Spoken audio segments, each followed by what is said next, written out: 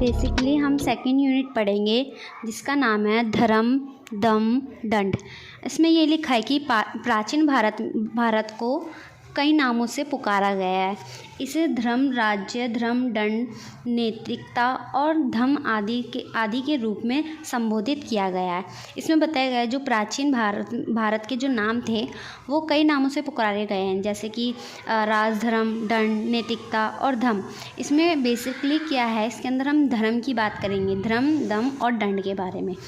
अब इसमें सेकंड है कि महाभारत के शांति पूर्व ये एक ग्रंथ का भाग था।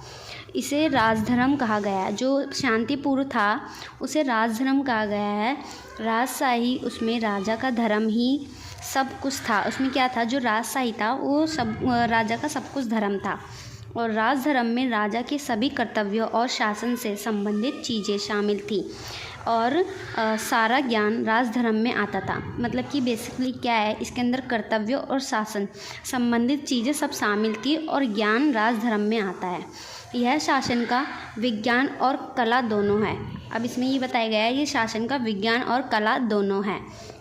अब अशोक के शासन के दौरान धम शब्द धर्म, दंड और शासन को संवर्धित करने के लिए किया गया है।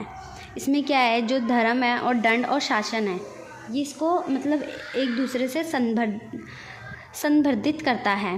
और अब इसमें आ जाता है धर्म। हम धर्म के बारे में पढ़ेंगे।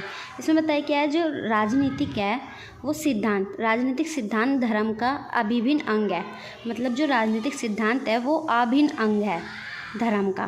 प्राचीन भारत में राजनीतिक सिद्धांत और धर्म एक भाग था। प्राचीन भारत था उसके अंदर राजनीतिक सिद्धांत और धर्म दोनों को एक ही चीज़ माना जाता था, वो एक ही भाग था। हिंदू राजनेताओं और राजनीति और धर्म के बीच अंतर नहीं किया। मतलब जो पहले हिंदू राजनेता और राजनीतिक थी और धर्म था उसके बीच कोई अंतर नहीं किया गया था। और इसमें सेकंड है, राजा और शासन का मुख्य कर्तव्य धर्म का पालन करना था।